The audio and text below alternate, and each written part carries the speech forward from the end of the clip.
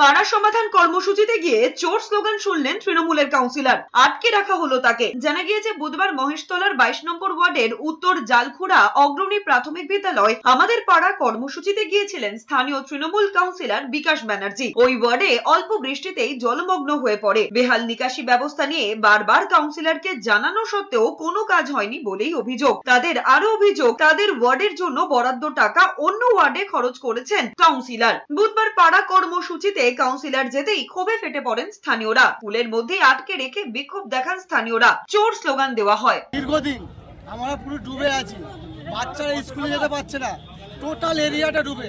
কাউন্সিলরকে জানানো হচ্ছে বারবার, আজ করবো কাল যাবো, এই দেখবো ওই দেখবো করে কাউন্সিলর আমাদের পাড়ায় ঢুকছে না।